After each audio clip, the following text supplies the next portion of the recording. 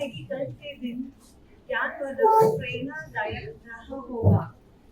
आइए आज के नए सत्र के आरंभ की हम शुरुआत करते हैं। अब मैं बुलाना चाहूंगी हमारे आदरणीय विकी पाटिल सर जी को कि वो आए और डॉक्टर मीना नींदले का स्वागत करें। तालियों के साथ doctor Meena Nindle KJ Somaiya college of engineering Mumbai से एसोसिएट प्रोफेसर हैं। उन्होंने आईआईटी बॉम्बे से पीएचडी, जर्मनी से पोस्ट डॉक्टरल फेलोशिप पूरी की है। उनका अनुभव मशीन लर्निंग, विज्ञान, डीप लर्निंग, रोबोटिक्स, आईआर/वीआर जैसे क्षेत्रों में है। उन्होंने 30 से भी अधिक रिसर्च पेपर्स प्रकाशित किए हैं। Visionary impact award, Ratan Tata scholarship जैसे पुरस्कार भी उन्हें प्राप्त हुए हैं। वे मरीन रोबोटिक्स, ड्रोन मैपिंग और लीडर नेविगेशन जैसे प्रोजेक्ट्स पर कार्यरत रहते हैं। साथ ही वे वर्कशॉप्स, टेक्नोलॉजिकल स्टैक और पीएचडी स्टूडेंट्स को गाइड करने में भी सक्रिय हैं। तो अब मैं चाहती हूँ कि प्रोफेसर डॉक्टर नींदले सर आप ये मंच संभाले और हमें ज्ञान अर्जित कराएं। धन्यवाद। पहली बार हिंदी में मेरा इंट्रोडक्शन काफी अच्छा लगा। ज्यादातर टाइम इंग्लिश में बोलते हुए मैं हिंदी में स्विच हो जाता हूँ और फॉर्चुनेटली ऑफिशियली मुझे मौका दिया गया है कि हिंदी में ही बात करेंगे। कुछ इंग्लिश वर्ड शायद आ सकते हैं क्योंकि आदत पड़ती है इंग्लिश बात करने की। इंग्लिश भी बोलते, मराठी भी बोलते। होपफुली आप सबको समझ में आ जाएगा मैं क्या बोल रहा हूँ। मैं जब जर्मनी में था वहाँ ज्यादातर कोर्सेज जर्मनी में ही पढ़ाए जाते थे और उन लोगों को वो समझने में आसान रहता था। स्पेशली रिसेंट टेक्नोलॉजी जो है, जो डिस्कवरीज है, वो जर्मन में बताते थे ताकि वहाँ के लोकल लोगों को रिसेंट टेक्नोलॉजी एडवांसमेंट मिलती रहे। और जो बाहर से आए हम जैसे अनपढ़ गवार थे, हम जर्मन बिना सीखे गए तो हमको तो वहाँ पे मुक्को मेरा इस तरह का फील आ रहा था। नहीं आना चाहिए। ट्रांसलेटर करके चीज थी जो बहुत काम है, गूगल ट्रांसलेटर एक ऑफलाइन मॉडल होता है जो डाउनलोड होना है। और जब भी आपको चलाना है फोटो कैमरा खोल के आप दिखा दो जर्मन में क्या लिखा है तो कन्वर्ट करके दे देता था इंग्लिश में। और फॉर्चुनेटली वहाँ पे जो लिपि थी वो इंग्लिश जैसी, जर्मन में क्या लिखा था वो पढ़ पा रहा था, समझ नहीं आ रहा था। तो वो एक एक्सपीरियंस रहा पूरा साल भर एनएलपी का यूज करते हुए मैंने जर्मनी में अपनी लाइफ बिताई। ऐसा नहीं है कि ये बस बोलने वाली बात है, टेक्नोलॉजी सच में बहुत काम की है। और आप लोग भी कभी बाहर घूमने जाओगे कोई ऐसी कंट्री में, कंट्री छोड़ो नीचे जाओगे साउथ साइड तो भी अपने को पढ़ने नहीं होता, कुछ तो लिखा रहता है। तो रियल टाइम में आप कोई भी मोबाइल फोन खोल के उसके कैमरा से गूगल का ट्रांसलेटर खोल के आप उसको दिखा दोगे तो वो ट्रांसलेट करके दे देगा। इनफैक्ट वो अभी मलयाई है, तमिल है, वो भी मुझे समझ में नहीं आता तो वो खुद ही डिटेक्ट भी कर लेता है कि किस भाषा में लिखा है और वो ट्रांसलेट करके दे सकते हैं। तो एक प्रैक्टिकल एग्जांपल है जहाँ पे हम ये जो भी सीख रहे हैं मशीन लर्निंग, उसमें मशीन लर्निंग किस तरह से हो रही है। तो जो फोटो दिख रहा है उसपे एज डिटेक्शन जो एल्गोरिथम रहता है वहां से इंफॉर्मेशन कैप्चर की जाती है, पैटर्न रिकॉग्निशन होता है। फिर वो ओसीआर करके चीज होती है, ऑप्टिकल कैरेक्टर रिकॉग्निशन, जिसकी वजह से अपने को मतलब कंप्यूटर को समझ में आता है कि क्या लिखा है। और फिर ट्रांसलेशन नहीं होता, तो क्या लाइन का मतलब है वो समझ के ट्रांसलेट किया जाता है। ठीक है, वर्ड टू वर्ड ट्रांसलेशन कभी मैच नहीं करती। तो क्या कॉन्टेक्स्ट है, क्या कहना चाहते हो, ये समझ के ही अगर ट्रांसलेशन किया जाए तो वहां पे भी मशीन लर्निंग बहुत काम है। तो मशीन लर्निंग के साथ एनएलपी, पहले तो एनएलपी ये प्राकृतिक भाषा प्रसंस्करण शब्द पढ़ के ही मैं पागल हो गया, पहली बार सुना ये क्या होता है। मतलब हम तो एनएलपी बोलेंगे, जैसे हम टीवी को टीवी बोलते हैं, एलईडी को एलईडी बोलते हैं, तो हम एनएलपी को एनएलपी बोलेंगे। लेकिन असली हिंदी में वो कुछ गूगल के हिसाब से ये है प्राकृतिक भाषा प्रसंस्करण। तो ये एआई की ऐसी फील्ड है जो कंप्यूटर और इंसानों को जोड़ती है। यहाँ पे देख सकते हो आप कंप्यूटर साइंस की ये बड़ी सी फील्ड जहाँ हम इंजीनियर्स बैठे हैं। लिंग्विस्टिक हम पता नहीं एमए वालों से इतनी नफरत क्यों करते हैं, पर ये हम एमए और इंजीनियरिंग का एक कॉम्बिनेशन है। तो लिंग्विस्टिक स्टडीज, संस्कृत पढ़ने वाले, हिंदी पढ़ने वाले, तो लिंग्विस्टिक स्टडीज का कॉम्बिनेशन जब कंप्यूटर के हेल्प से किया जाएगा तो एनएलपी का जन्म हो रहा है। अब ये बड़ी सी डेफिनेशन जो मैंने चैटजीपीटी से एक लाइन में लिखा है वो बड़ा लिख के देता है। उसको बोलो कोई भी क्वेश्चन भर भर के लिख के देता है, शुरू हो जाता है। तो पहले तो प्रॉम्प्ट इंजीनियरिंग जो चीज है कि उसको बोलो भाई एक लाइन में डेफिनेशन दे, मुझे स्लाइड में फिट करना है, ठीक है, नॉलेज गेन नहीं चाहिए मुझे। तो एक लाइन की डेफिनेशन उसने बना के दी कि natural language processing is a field of artificial intelligence. मतलब कोई तो एआई करके चीज है, अगेन आर्टिफिशियल इंटेलिजेंस ही मैंने लिखवाया, उसका भी कुछ तो भयंकर ट्रांसलेशन उसने लिया था। तो इट्स आर्टिफिशियल इंटेलिजेंस का एक क्षेत्र है जो क्या एनेबल कर रहा है, पहले तो अपने को समझना, फिर क्या कहना चाहते हैं। एक तो वर्ड टू वर्ड ट्रांसलेशन बहुत आसान है, डिक्शनरी खोल लो तो इसका मतलब क्या है समझ में आ जाता है। पर मानव भाषा बहुत कॉम्प्लिकेटेड है, वो क्या कहना चाहते हो वो समझना, कॉन्टेक्स्ट, ठीक है, प्रीवियस पहले क्या बोला गया एक सेंटेंस में, अब क्या बोल रहे हो, इसके आगे क्या बोलने वाले हो। और ये अपने को एआई टेक्नोलॉजी के थ्रू यूज हो सकता है। तो ऐसे देखा जाए तो एनएलपी काम कैसे करता है, पहले कोई भी ऑडियो, जैसे मैं बात कर रहा हूँ, इसको आप रिकॉर्ड कर सकते हो और there is a process for transcription. ये क्या करता है, ट्रांसक्रिप्शन जो शब्द है उनको कन्वर्ट कर देता है एक एसकाई कोड में, तो ट्रांसक्रिप्शन उसको बोलते हैं। तो ट्रांसक्रिप्शन के बहुत सारे टूल्स अवेलेबल है फ्री ऑफ कॉस्ट, आपके मोबाइल फोन में भी होता है, Google speech to text ST, ठीक है। तो टेक्स्ट इनपुट तक तो हम कैसे तो भी पहुंच जाएंगे, इसमें भी बहुत कॉम्प्लिकेटेड ऑपरेशंस होते हैं, क्योंकि मैं बोल रहा हूँ बीच में मैं पॉजेस लेता हूँ, थक जाता हूँ, स्ट्रेस देता हूँ, तो स्ट्रेस देने से मीनिंग ही चेंज हो जाता है। लेकिन टेक्स्ट जो है उसको समझ में नहीं आता कि स्ट्रेस है। हाँ, ज्यादा से ज्यादा बोल्ड में लिख सकता हूँ, पर उससे ज्यादा कुछ नहीं कर सकता। मैं स्ट्रेस तो अलग अलग दे सकता हूँ ना, बाइनरी स्ट्रेस नहीं है कि बहुत जोर से बोला या बहुत स्लो बोला, तो वो एनालॉग है। लेकिन यहाँ पे डिजिटल में, तो किसी से भी बात करनी हो तो हमेशा फोन पे बात करना बेटर है देन सेंडिंग अ मैसेज।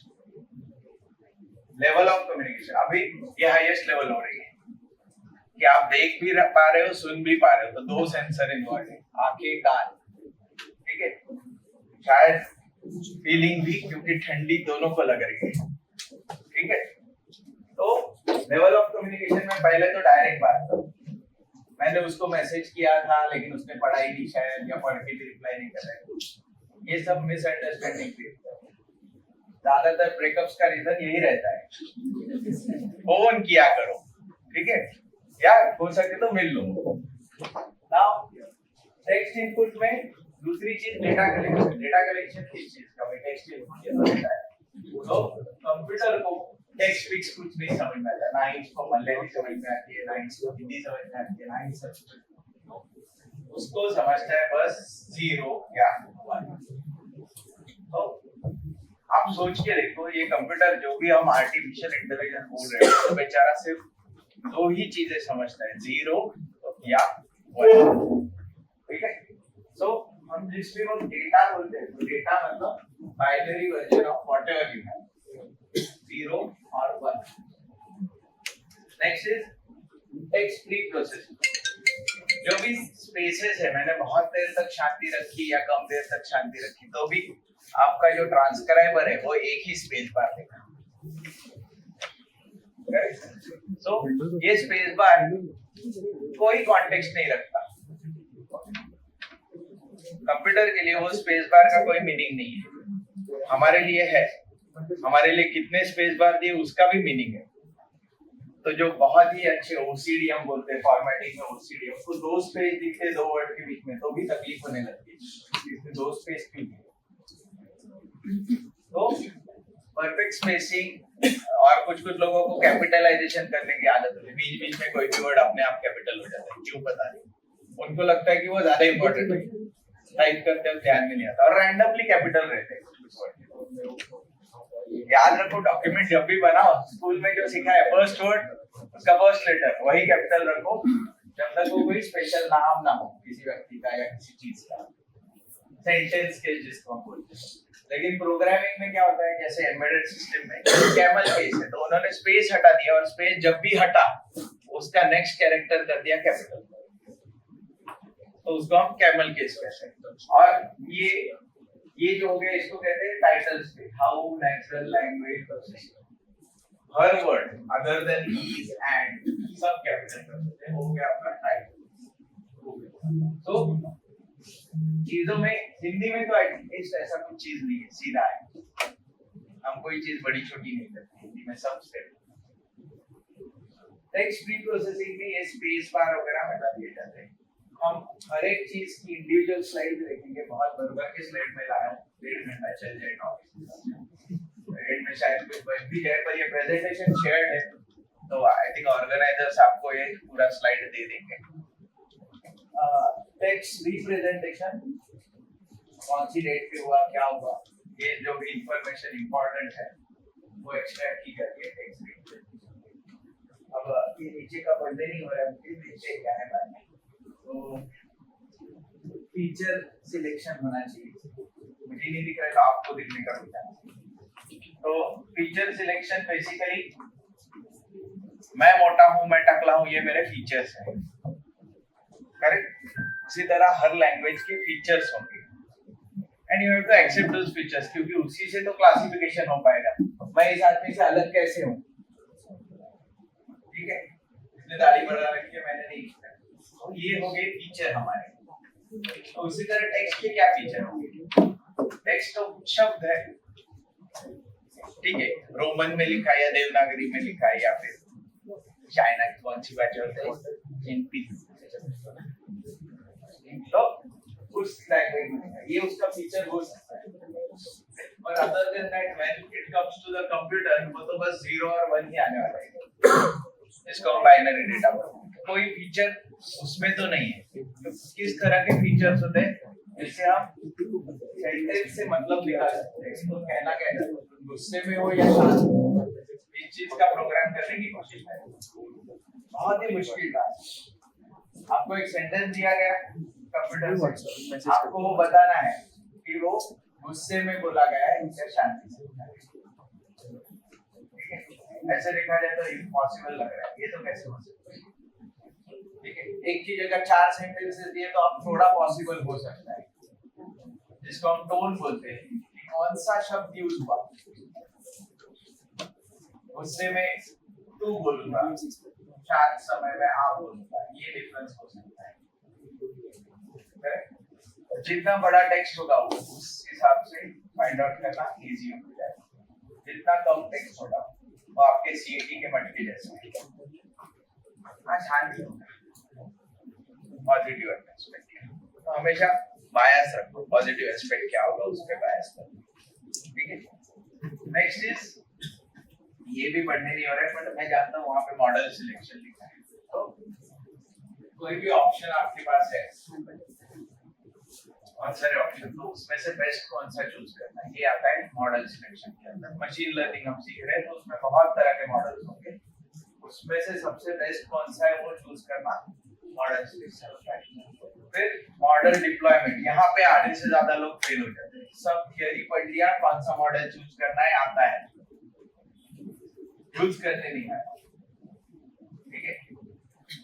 अब यहाँ पे नॉन कंप्यूटर साइंस इंजीनियर्स के लिए लाइफ आसान हो गई,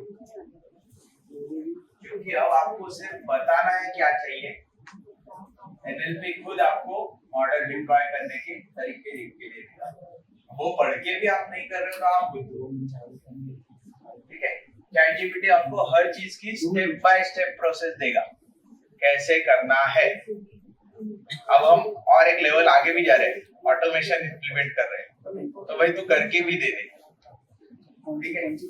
तो उनको एजेंट्स बोलते हैं, पर अभी तक उसके लिए हम उसके एजेंट्स के काम कर रहे हैं कि उसने ऐसे बोला है, हाँ ऐसे करके ऐसे बोला है, और वो है एक नंबर का फेक, उसको सारी चीजें पता नहीं फिर वो बता देता है। तो यहाँ पे जाके हम फंस जाते हैं, क्योंकि अपने को लगता है उसने बोला तो भगवान के शब्द है सही होंगे। अरे ना, भगवान तो पहले बात नहीं करते थे, मंदिर में जाके ये आ गया है कंप्यूटर में बात भी करता है। एक चैट जीपीटी का नॉलेज हर एक इंसान से ज्यादा है, ये आपको मानना होगा, लेकिन वो चैट जीपीटी मुझसे किस चीज में अच्छा नहीं है, तो मे भी मेरे एम्बेडेड सिस्टम बनाने का जो मेरा अनुभव है, वो चीज चैट जीपीटी कभी नहीं उठा सकता। तो आपकी कोई ऐसी चीज होगी जिसको चैट जीपीटी कभी बीट नहीं कर सकता, क्योंकि आप सालों से वही चीज कर रहे हैं। अभी यहाँ पे चैट जीपीटी ये प्रेजेंटेशन भी दे सकता है, मैं जो उससे बेहतर तरीके से दे सकता है शायद, पर मैं तो सालों से हिंदी में बोल रहा हूँ, तो वो शायद मेरे जितना अच्छा हिंदी नहीं बोलता और प्रसंस्कृतिकरण करेगा, जो आपको सुनने में भी अजीब लगेगा, क्योंकि ये बोली हिंदी अलग होगी और असली हिंदी अलग होगी। आगे चलते हैं मॉडल डिप्लॉयमेंट और इंटरफेस। अगर टाइम बचा तो मैं आपको थोड़े बहुत मॉडल डिप्लॉय करके कैसे चलाना है बता दूंगा, 1.5 घंटे में कितना कर पाऊंगा पता नहीं, बट आप बता देना कि बहुत हो गया। बाद में आता है इवैल्यूएशन और ऑप्टिमाइजेशन, ये हम हर चीज में करते हैं। यहाँ से मानिए कि 2 पॉइंट है, एक पॉइंट में 100 कदम चलना है, दूसरे पॉइंट पे 15। ऑप्टिमाइजेशन एल्गोरिथम रन करके हम 15 कदम चलेंगे। कोई बोलेगा अरे मेरे 10,000 स्टेप कंप्लीट करने देंगे, चलो 100 कदम चल लेता हूँ। तो इंसान बहुत कम से कम काम करने की कोशिश करता है, और इसीलिए हमेशा ऑप्टिमाइजेशन। ये स्लाइड मैं खुद भी बना सकता था, मुझे आता है पावर पॉइंट, इतना अच्छा स्लाइड, पर मैंने नेट से कॉपी करके डाल दिया। ऑप्टिमाइजेशन काय को मेहनत करने का, बताना तो वही है, इंफॉर्मेशन इज सेफ। इन्होंने ऑलमोस्ट अच्छा ही बना लिया, अगर मैं ज्यादा जूम करूंगा तो फटेगा, वेक्टर नहीं है। तो पर फिर भी आप लोगों को समझ में आ रहा है, मुझे समझाना है, काम हो गया। So that is where optimization. What about evaluation? ये तो हम हर बार करते हैं, आपका भी शायद एनएलपी के ऊपर है evaluation टेस्ट है, मुझे समझा 10 मार्क का कुछ, तो पास होने के लिए कुछ 6 जगह होंगी। और आगे I don't know, online screen test है, उन्होंने कितना प्रोटेक्शन दिया है कि बाजू में चैट जीपीटी ना खोल सके, मुझे पता नहीं। आजकल मोबाइल पे भी खोल के फटाक से स्क्रीनशॉट दे दोगे, कुछ सेकंड्स में वो आंसर दे देगा। आंसर सही हो जरूरी नहीं, पर 60% ले आओगे, ठीक है। आप उसके आंसर सही ना हो इस तरह के क्वेश्चन पेपर बना सकते हो, तो आप अभी भी वैल्यू कैरी करते हो इस दुनिया में रहने के लिए। If you can create a question जो ChatGPT आंसर ना कर पाए, तो you carry some value to this world. Next is iteration and improvement. ये जरूरी है। आज मैं पहली बार ये टॉक दे रहा हूँ NLP machine learning, next time इससे बेटर। तो ये हो गई इटरेशन। इसीलिए हम बोलते हैं ना, अगर आप कोई कॉलेज टीचर हो, 3 बार एक सब्जेक्ट पढ़ाओगे तब जाके तुमको वो सब्जेक्ट समझ में आता है पढ़ाने के, फिर 30 बार पढ़ाओगे तब तुम उसके एक्सपर्ट बन जाते। यहाँ क्या है, हर साल मैं नया सब्जेक्ट 5 बार नए सब्जेक्ट पढ़ा रहा हूँ, पिछले 6 साल में शायद 36 सब्जेक्ट पढ़ाए, तो मैं खुद कितना पढ़ूंगा, बच्चों को क्या ही पढ़ाऊंगा, तो बच्चों की नजरों में मेरी कीमत गिर जाती है, इसको कुछ नहीं आता। ये फैक्ट। हम क्या बोलते हैं, टेक्नोलॉजी बदल रही है तो उस स्पीड को पिकअप करने के लिए नए सब्जेक्ट ले आओ, ऐसे नहीं चलेगा। आपको बेसिक ही पढ़ाना है, उनको इस तरह से पढ़ाओ कि वो खुद से पढ़ पाए नई टेक्नोलॉजी। तो don't keep on changing the basic subject. ये तो हो गया होगा 12th में उसने नहीं पढ़ा तो अब जो भी ये स्पेशलाइज्ड डोमेन, अभी भी हम एआईएमएल में इंजीनियरिंग दे रहे हैं, you should not do that. Computer engineering में डिग्री दो, एआईएमएल में उनको एमटेक करने दो। चलो आगे इंप्रूवमेंट क्या होगी। इंप्रूवमेंट ऑब्वियसली ये स्लाइड अब बन चुके हैं, मुझे और 7 दिन दोगे चमत्कार हो जाएगा। ठीक है, तो improvement is reiterate your own work to improve yourself. तो प्रीवियस को आप रेट करोगे, सर ये क्या ही था, वो टेक्स्ट फटा हुआ था, तो आई कैन करेक्ट। अभी हम पूरी पाइपलाइन कैसे चलती है वो सीखेंगे स्टेप बाय स्टेप। स्लाइड मिलने वाले हैं बोल के लोगों ने तो पेन रख दिया, बुक डाल दिया बैग में, ये सब काय को लिखने का, याद ही रह जाएगा। ठीक है, तो हम पूरी पाइपलाइन के थ्रू जाएंगे। पहली चीज करेंगे हम डेटा कलेक्शन। यहाँ पे एक मस्त फैंसी पे क्या रहेगा, बड़ी मेहनत लगेगी क्योंकि वो दो अलग स्लाइड है। तो पहली डेटा कहाँ से आता है, अपने लिए यहाँ से आता है सारा। हमारा कोई और डेटा सोर्स नहीं, मेरा तो नहीं है। मैं YouTube देखता हूँ या WhatsApp पे पढ़ता हूँ, कुछ जगह फेसबुक पे, गुड्डे हो गए तो फेसबुक पे, या तो इंस्टाग्राम। इंडिया में तो टिकटॉक बैन है, तो मुझे नहीं लगता कोई यहाँ टिकटॉक यूज कर रहा है। कर रहे हो तो तुमको VPN और वो सब चक्कर आते हैं, तुम डाउनलोड भी करते हो, वायरस वगैरह। जीमेल से खाएगा घंटा ध्यान देता है, बस घंटा रहता है। ठीक है, वो उसमें कुछ नहीं, एक तो एडवर्टाइजमेंट होते हैं या बॉस के फालतू मैसेज में कोई रिलेवेंस नहीं। काम का एक ईमेल आता है, लेकिन मुझे दिन के 400 प्लस ईमेल आते हैं, और फिर ढूंढने को बोलते हो कि हाँ मैंने तुमको मेल किया है। मैं सोच रहा हूँ कब किया था, मुझे तो मिलता ही नहीं है। बहुत बेकार। यहाँ भी मुझे चाहिए AI कि भाई तू मेल पढ़ के रख, मुझे जब चाहिए तो मैं उसमें से निकालूं। I am not talking about Snapchat, लेकिन ये भी एक दिन में एक फोटो गायब कर देने वाला इंफॉर्मेशन सोर्स है। और स्नैपचैट से क्या इंफॉर्मेशन मिलती रहेगी, तो किसी ने लिख के रखा था, a picture is worth 1000 words, और ये सच है।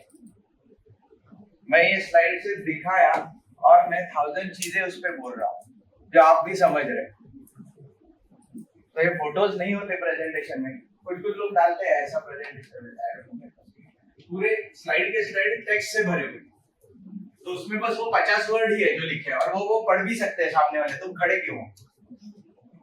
You are not a presenter, बस आपने एक बुक पढ़ने के लिए उनको दिया है 2 घंटे। तो आप प्रेजेंटर हो तो यू शुड प्रेजेंट।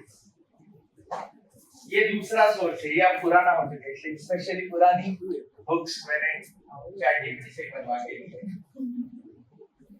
ये कोई नहीं पढ़ता आजकल, I am sure about it. ज्यादा से ज्यादा आप इसके PDF कॉपी डाउनलोड करते हो, नोटबुक LM को अपलोड कर देते हो, और फिर सॉल्व। ठीक है, आप ये नहीं कर रहे हो तो करना स्टार्ट करो, इसकी जरूरत नहीं है, पहले से नहीं। कोई अगर फैकल्टी मुझे पढ़ा रहा है तो मैं क्यों ही बुक पढ़ूं, उसी को ना पूछूं, क्योंकि उसने तो 10 बुक पढ़ रखी है। तो कॉमन नॉलेज जो अच्छा वाला है वो उसके पास। तो अभी कन्वर्ट हो चुका है इन चीजों में। यहाँ पे लेकिन एक प्रॉब्लम है केवल ChatGPT के साथ, सर्च और ग्रुप का फर्क। हम जाते हैं शिवाजी महाराज थे, बहुत ग्रेट लीडर थे, हमको बताया गया है ना, हमने कब देखा हिस्ट्री। ChatGPT से क्या होगा, हिस्ट्री मैनिपुलेट होना स्टार्ट हो भी रही है। मतलब ऑब्वियसली पाकिस्तान के शिवाजी महाराज का डिस्क्रिप्शन अलग ही था पहले से। तो अब ChatGPT को गलत इंफॉर्मेशन या बायस मिल रहा है, हम वो बायस NLP के थ्रू एक्वायर कर रहे हैं। तो यहाँ पे ट्रूथ क्या है, जो हमने सुना है, जो बाकी के सारे बोल रहे हैं वही ट्रूथ है। शायद वो चीज हुई भी ना हो, हम तो जो सुनते हैं वही भरोसा करते थे, इंसान को वो आदत है। पर अभी जनरेटिव AI की दुनिया में तो वीडियोस भी पूरे डीप फेक से भी क्लियरर वीडियोस बना के दे रहे हैं, और अभी फिर भी हम पहचान पा रहे हैं, लकी है। 10 साल बाद तो बिल्कुल ही नहीं लगे। अभी वीडियो कोर्ट में एडमिसिबल प्रूफ है, लेकिन 10 साल बाद शायद नहीं रहेगा। खुद ही चेंज कर देगा। ओके, ये गंदा sector. So let us go कि NLP आवाज के साथ कैसे काम करता है। ये अच्छा स्लाइड मिला है।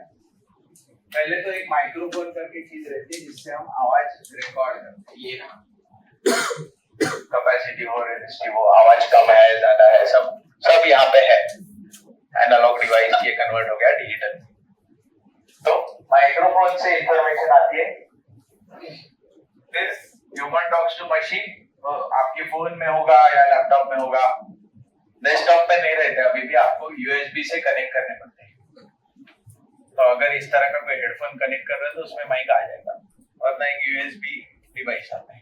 तो आपको शुरू करना है एनएलपी, लिखना टाइप करना भूल जाओ, पुरानी चीजें खत्म होने वाला है। आजकल तो वो एआई क्लासेस आ गए, आप बस रखो and then you ask the questions, खुद ही आंसर दे देता है। या आपका ईयरफोन है, उसमें भी अभी जेमिनाई एनेबल्ड हो गया, तो आप बस ईयरफोन को कुछ सेकंड के लिए टैप करो, जेमिनाई सीधा आपको बोलता है, पूछता है क्या चाहिए, आप उसको बोलो, और इससे स्पीड एटलीस्ट 2 गुना फास्ट हो जाएगी। टाइप करने से ज्यादा इजी है बोल देना, तो स्पीड एटलीस्ट 2 गुना बढ़ती है। और ये मैंने खुद एक्सपीरियंस किया, जैसे मैंने वो बेटा था रेबैन का ग्लास पहना था, सामने मेरे हमेशा ऐसे कोई फेंकू आके बैठा था, कुछ तो फेंका उसने, मैंने यहाँ टच किया, उसको पूछा कि ऐसे नहीं बोल रहे, तो एआई ने मुझे सही वाला आंसर दे दिया। अब यहाँ पे उसको क्यों फेंकू बोला और एआई को क्यों सही बोला, क्योंकि लॉजिकली एआई का आंसर ठीक लगा। ऐसा हो ही सकता है कि एआई मिसट्रेंड हुआ हो और कुछ भी बोल रहा हो और ये आदमी बेचारा सही बोल रहा हो, लेकिन हम इंसानों पे भरोसा नहीं करते, हम मशीनों को पसंद करते हैं। मशीनों का क्या ही मोटिवेशन होगा, जो पता है वो बोल देगा, correct. So now audio input के से पीछे क्यों जा रहा है, कुछ गिरा है मैंने तो गड़बड़ हो गई, और पीछे जा रहा है, आगे भी नहीं जा रहा है कि जल्दी खत्म कर दो, वापस वही थोड़ी बोलूंगा। तो मशीन कैप्चर्स द ऑडियो, यहाँ पे कुछ चीज होती है सैम्पलिंग फ्रीक्वेंसी। कोई बताएगा ऑडियंस में सैम्पलिंग फ्रीक्वेंसी कितनी होती है स्टैंडर्ड?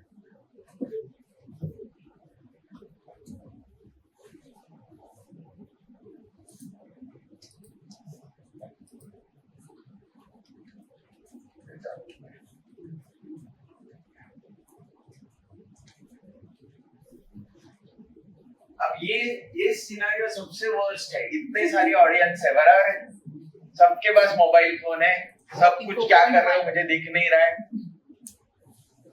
बराबर है, और मैंने कोई क्वेश्चन पूछा और तुमने आंसर नहीं किया, इसका मतलब एक ही है कि तुम आंसर करना ही नहीं चाहते हो।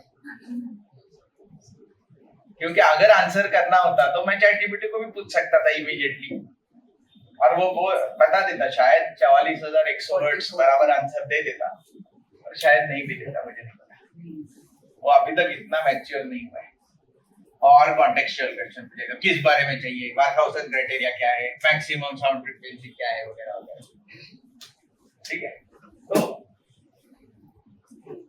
यहाँ पे machine captures the audio and then it converts it into text. ये हम करके देखेंगे, सबके पास है, कोई कौन सा टूल यूज करोगे? चैटजीपीटी इंस्टॉल्ड है, या गूगल टेक्स्ट टू स्पीच, या जेमिनी?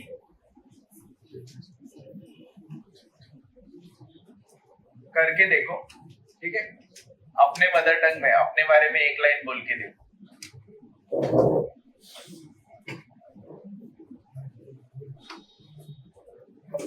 मुझे नहीं पता आपकी मदर टंग क्या है,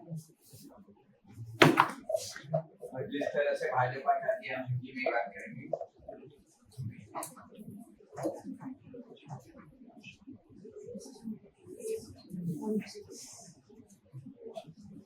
कंप्यूटर कौन सा चाहिए? मैं भी करूँगा तुम लोग के साथ।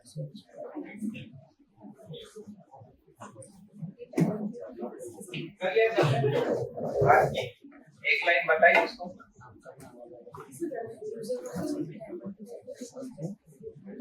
और हमेशा जैसे बाजू वाले पे क्या बोलते हैं, सीडर लेक्चर प्लान नहीं चलेगा, डोंट बी अ लीचर। कर लिया सबने? आपने जो बोला वो एग्जैक्टली ट्रांसक्राइब हो गया है? क्या हम मान सकते हैं कि इस पॉइंट तक एकदम परफेक्टली हुआ?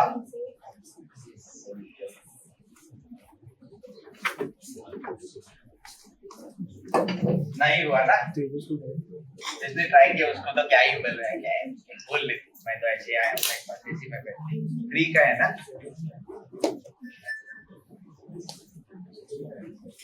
50% है, ओके ग्रेट। इसका 100% सही से हो गया। अपने मदर टंग में ही बोला ना आप लोगों ने, इंग्लिश में नहीं बोलना है। आई होप यहाँ कोई इंग्लिश मदर टंग वाला नहीं है, आप हिंदी अटेंड करने आए हो तो होपफुली नहीं है। बड़े सेंटेंसेस कोई सवाल पूछ के दिखाओ, निनाद सर कौन है करके। निनाद महेंद्र कौन है, इस सवाल को भी वो बचाना पकड़ नहीं पाएगा। पकड़ा क्या उसने? और कोई तो डॉक्टर निनाद दूसरा ही बता देता है, मुझे कुछ सर्जन बना है।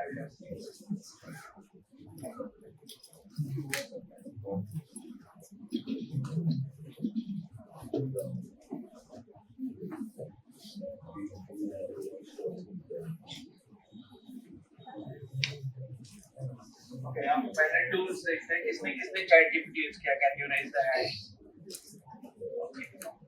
2 3 4 5 6 7 8 9 16 17। ओके, किस किसने Google speech to text use किया? और कौन सा टूल किसने यूज किया? somebody ने। आपने कौन सा यूज किया? जेमिनी।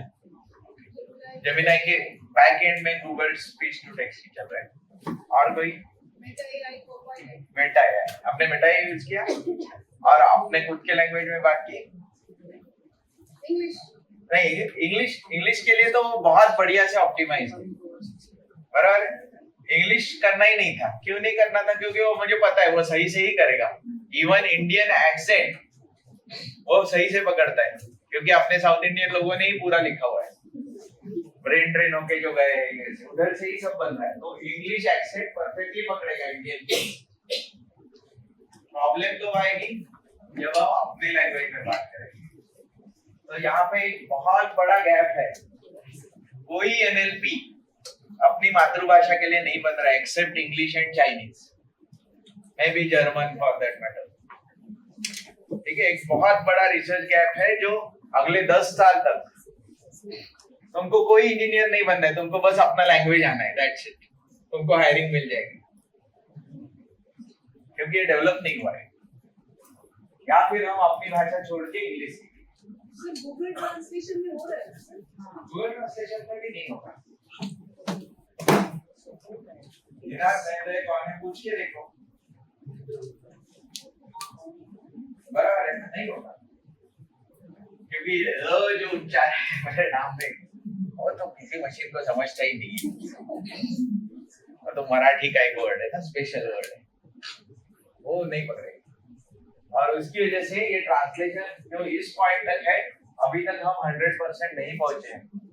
और ये प्रॉब्लम मुझे मेटा क्लास पहनने के बाद ज्यादा रियलाइज हुआ। मैं पूछ कुछ और रहा हूँ, बता कुछ और रहा है, फिर जब मैं फोन में देखा उसने क्या सुना तो वो सुन कुछ और रहा है, तो वो बहरा है थोड़ा। चिल्ला के बात करूंगा तब उसको समझ में आता है कि ये कहना चाहता है, फिर सामने वाला सोच रहा है ये अकेला चश्मा पहन के चिल्ला क्यों रहा है। पहले भी जब वो नए हेडफोन आए थे तो लोगों को लगता था ये पागल लगते हैं, हम बातें क्यों कर रहे हैं। अभी तो लोगों को समझ में आ गया कान के अंदर कुछ है। पर ये प्रॉब्लम है कि एआई अभी बहरा है। तो जो पीएचडी रिसर्च स्कॉलर यहाँ बैठे और एनएलपी में काम करना चाहते हैं, कुछ मत करो, अपने लैंग्वेज में कुछ भी कर लो, पब्लिश हो जाएगा, क्योंकि किसी ने कुछ किया ही नहीं है। ऑडियो में नहीं हो रहा है, टेक्स्ट में भी नहीं हो रहा है। टेक्स्ट में भी नहीं है, उस पे मैं आऊंगा आगे। पर पहली चीज तो ऑडियो। सर टेक्स्ट में मैंने बहुत काम किया, लेकिन मुझे ऐसा मिला नहीं है कुछ नहीं मिला। पिच लैंग्वेज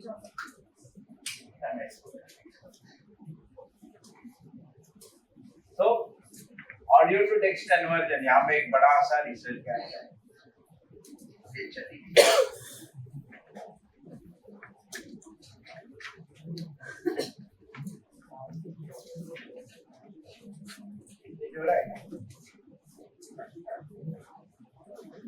कोई वॉलंटियर है तो इसको फिक्स कर पाएगा, मतलब मैं कर सकता हूँ पर मेरा टाइम नहीं लगेगा।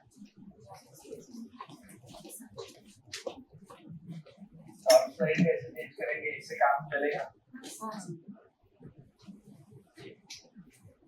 Next is the machine processes the text data. Machine क्या कर रहा है? टेक्स्ट का डेटा प्रोसेस कर रहा है।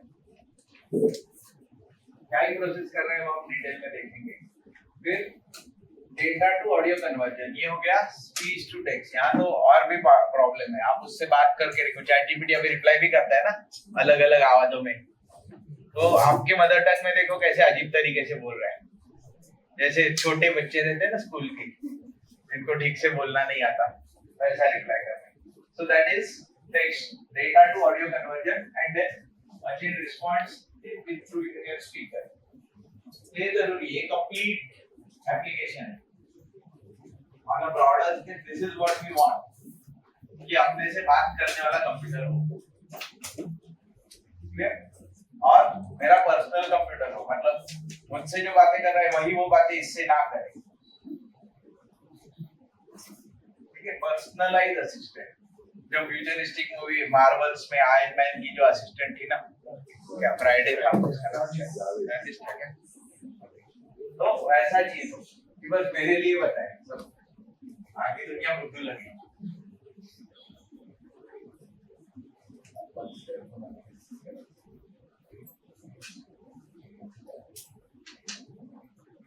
नेक्स्ट इज टेक्स्ट क्लीनिंग, साफ सफाई की बारी आई। टेक्स्ट क्लीनिंग कैसे करेंगे?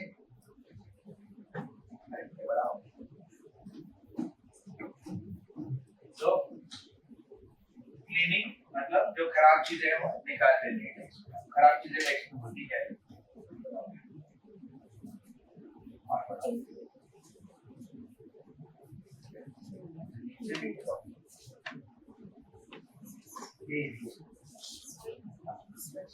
तो यहाँ पे कुछ लिखा है, अगर आपको नीचे पढ़ने में आए तो ओरिजिनल क्या लिखा है?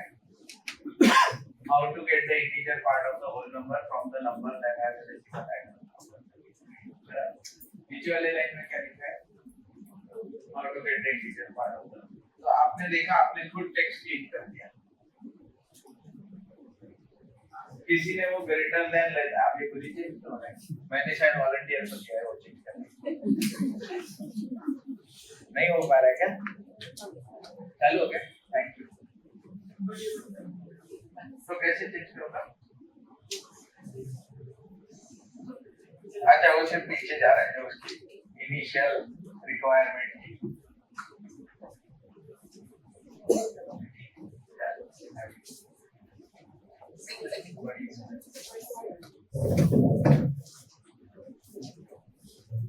हम डेटा क्लीनिंग पे थे, तो वो जो greater than p less than p करके किसी ने नहीं पढ़ा, आप लोगों ने डायरेक्टली पढ़ लिया जो मैंने पढ़ा था।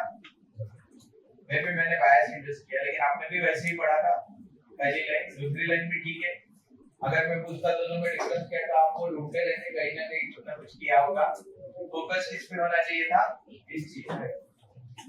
ये HTML का कुछ तो रहता है जिससे HTML अच्छी फॉर्मेट में आ जाए, पैराग्राफ के लिए, ठीक है। तो टेक्स्ट क्लीनिंग, HTML टैग, विराम चिन्ह, संख्या वजह से मतलब कुछ अजीब से चिन्ह आ जाते हैं, एस्काइप कैरेक्टर्स, उनको वो हटा देते हैं, उसको बताइए ये कोई वैलिड टेक्स्ट नहीं।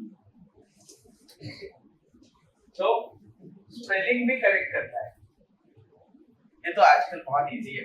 आप जब टाइप करने लगते हो, ग्रामरली करके टूल इंस्टॉल रहेगा तो खुद ही लाल करके देता है ये क्या लिखा है। और उसकी वजह से आज जब भी मेरे पास पेपर पे कुछ लिखने आता है तो मैं कंफ्यूज हो जाता हूँ, करेक्ट क्यों नहीं हो रहा, तो करेक्ट मुझे इतना याद नहीं रहता स्पेलिंग, क्योंकि वो ऑटो करेक्ट की वजह से मैं करेक्ट स्पेलिंग याद रखना भूल गया। 90% तक 80% तक स्पेलिंग आता है, तो आपको स्पेलिंग आता है, ये सिर्फ कंप्यूटर में हाथ से लिखते हो फिर देखना पड़ता है क्या लिख रहा हूँ। पहले भी लोग गलतियां करते थे, कोई प्रॉब्लम नहीं, करो, पढ़ के समझ में आ रहा है उसको भी, जो पढ़ रहा है वो खुद ही ऑटो करेक्ट कर लेगा ये कहना चाह रहा होगा, ठीक है। तो NLP में लेकिन ये बहुत स्ट्रिक्ट है, बता ये जो भी लेगा पहले करेक्ट कर लेगा, क्योंकि उसकी सारी जिम्मेदारी टोकन जनरेशन करेक्ट स्पेलिंग के ऊपर है। स्पेलिंग रॉन्ग हो गई, गलत बन गया, टोकन गलत बन गया, पूरा आगे का गड़बड़ है, ठीक है। और ये ChatGPT ने क्या कर रखा है, सिमिलर मिस्टेक्स मार्क करके लिखे कि ये स्पेलिंग ऐसे भी लिखते हैं लोग अल्टरनेटिवली, और बार गूगल में डबल जी डाल देते हो आप, ठीक है। तो ये एक तरीका हो गया। दूसरा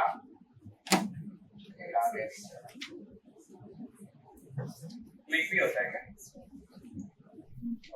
ये दूसरा तरीका है। यहाँ पे देखो क्या हो रहा है, ये जो है ये सारे स्पेशल सिंबल्स हैं। ये ओरिजिनल टेक्स्ट है, the sun always and shines on TV. I don't know क्या मतलब है इसका। Sun always shines on TV, ये सही है। अब आप बोलोगे एम्परसेंड तो इंपॉर्टेंट कैरेक्टर था, उसको क्यों निकालिए? क्योंकि वो मीनिंग में नहीं बैठ रहा है। सेकंड वाला, the product 1 1 divided by that and that by, so this is result। ठीक है, अब यहाँ पे देखोगे अनवांटेड क्लास करके थी एक चीज, यहाँ पे स्टार अनवांटेड था, वो तो हटना ही चाहिए। तो अनवांटेड कैरेक्टर्स रिमूव करना, शायद आप लोग कल भी पढ़े होंगे, मुझे पता है, मुझे कल आपको इसको पता है नहीं वगैरह आपको ये आता है, मैं अज्यूम कर रहा हूँ। कैसे करना है इसका कोडिंग भी कल सिखाया आपको शायद। ऐसे स्वाइप करने से वो बड़ा हो रहा है, वो साइड करने से पीछे जा रहा है।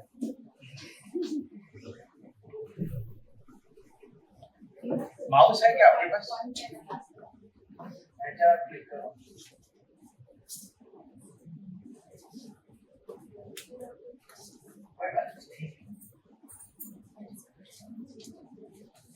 हम लोग भी फिगर आउट करेंगे। तो नेक्स्ट स्लाइड, यहाँ पे क्या हो रहा है, अगर टेक्स्ट क्लीनिंग में नंबर्स ही चाहिए, अब ये ठीक से पढ़ो।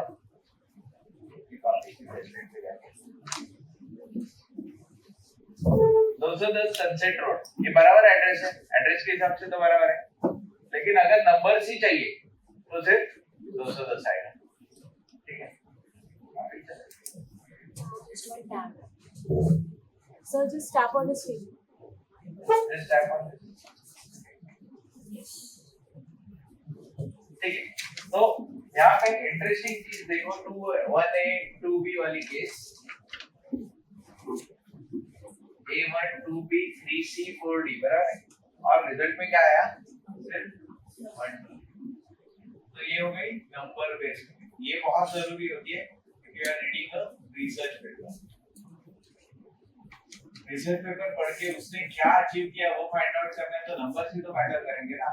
We build a very good monitor लिखा है तो क्या मतलब है, we build a monitor which is 80% as close to the element. 80% ये वर्ड जरूरी है ना, क्वांटिटेटिव और क्वालिटेटिव में जो डिफरेंस है।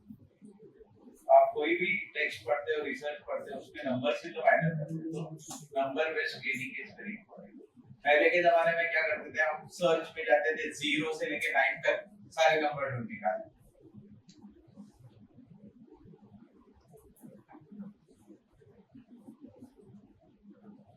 नेक्स्ट है प्री प्रोसेसिंग। प्री प्रोसेसिंग में क्या करना होता है, ये भी आप लोगों ने कल पढ़ा है शायद, मुझे नहीं पता, पर मुझे तो डेटा क्लीनिंग और प्री प्रोसेसिंग सेम ही लगता था। क्या ही फर्क है, सेम ही होगा। क्लीन करना ये प्री प्रोसेसिंग का पार्ट क्यों नहीं है, क्यों जानबूझ के दोनों को अलग किया, ये भी चीज हो सकती है बराबर। तो प्री प्रोसेसिंग हो, पोस्ट प्रोसेसिंग हो, ये सारे बस टर्मिनोलॉजीज है। ऑपरेशन जो हो रहे हैं हर एक चीज प्रोसेसिंग ही है, हर बार करना पड़ रहा है, बार बार करना पड़ रहा है, इसलिए उसको प्री प्रोसेसिंग नाम दे दिया, क्योंकि बीच का जो है वो हर बार अलग हो रहा है, लेकिन ये कुछ चीजें कॉमन करनी पड़ती है। ठीक है, और फिर डेटा क्लीनिंग और प्री प्रोसेसिंग को अलग क्यों किया, ऐसे बहुत ज्यादा हो रहा था, नहीं इतना काम लेंगे डेटा क्लीनिंग किया, प्री प्रोसेसिंग। पहली चीज देखो, आइडेंटिफाइंग द नॉइज, ये किस में आएगा, बोलते वक्त तो आएगा, ये पीछे एसी का आवाज अगर चल रहा है वो माइक्रोफोन में कैप्चर हो गया, तो आइडेंटिफाइंग द नॉइज सेंस बनाना है। टेक्स्ट किसी ने लिखा तो नॉइज क्या होगा, स्पेसेस। ओके ठीक है, स्पेसेस हो सकता है नॉइज। बाय मिस्टेक मुझे गलती से कैरेक्टर टाइप हो जाता है, होता है ना आपसे, या नहीं होता, फोन पे बात करते करते टिक टिक टिक टाइप करते हो जाता है, तो वो सारा हो गया noise. Next noise removal, identify करने के बाद निकालना भी तो जरूरी है। ठीक है, तीसरी चीज कैरेक्टर नॉर्मलाइजेशन, ये बहुत जरूरी है। जो मैंने बताया आपको, camel case, sentence case, title case, तो कंप्यूटर को ऐसा ना लगे कि कैपिटल TH लिखा है वो अलग है then small t। So that is normalisation. सब नॉर्मल है यहाँ पे कोई 58 का बंदा भी हो सकता है, 18 का बंदा भी हो सकता है। मेरे लिए नॉर्मलाइज है सब 18 के। ठीक है। So next is data masking. Data masking मतलब फॉर एग्जांपल मेडिकल रिकॉर्ड है, आपको पता है मुझे कोई प्रॉब्लम है, मेरा नाम नहीं आता, तो वो हो गया आपका डेटा मास्किंग। ये जो भी मेडिकल प्रोजेक्ट्स पे काम कर रहे हैं उसके लिए बहुत जरूरी है। कुछ भी करो उसको पेशेंट वन ही बनाना है, पेशेंट नंबर से आइडेंटिफाई करना है, नाम नहीं निकलना चाहिए। और कौन सी चीजें जिसमें नाम नहीं निकलना चाहिए? बैंक के पास उसमें सिर्फ कार्ड नंबर या अकाउंट नंबर आना चाहिए, नाम नहीं निकलना चाहिए। और पासवर्ड तो बिल्कुल नहीं निकलना चाहिए। और क्या होगा जहाँ पे नहीं चाहिए? कितने स्लाइड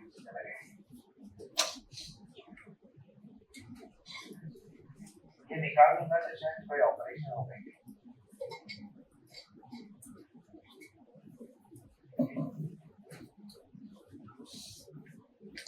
तो data masking. Now data masking क्या है मैंने बताया आपको, और क्वेश्चन पूछा तो आगे जैसा मैंने सोचा था कोई आंसर देगा नहीं, क्योंकि आप देना नहीं चाहते। अगर चैट जीपीटी है तो भी इसमें आप दे सकते, बराबर है। कॉमन क्वेश्चन होना जरूरी है। चैट जीपीटी तो सबके पास है, एनएलपी तो आप खुद ही चैट जीपीटी से सीख सकते हो, आप यहाँ आए ही क्यों, बराबर है ना। ये क्वेश्चन आपको नहीं आता, आप जब बोलते हो बच्चे क्लासरूम में होने चाहिए 100% अटेंडेंस, जो टीचर है उनके लिए बोल रहा हूँ स्पेशली। जो स्टूडेंट है वो भी बाद में बोलेंगे कि एम्प्लॉय आ ही नहीं रहा है वर्क फ्रॉम होम के लिए, बराबर है ना। जो चीज चैट जीपीटी कर सकता है वो आप कर ही सकते हो, लेकिन वो आपसे बेटर कर रहा है चैट जीपीटी। तो मैं एनएलपी पढ़ा रहा हूँ अभी चैट जीपीटी से शायद बेटर हो, इसलिए आप यहाँ बैठे, वरना आपको नहीं आएगी।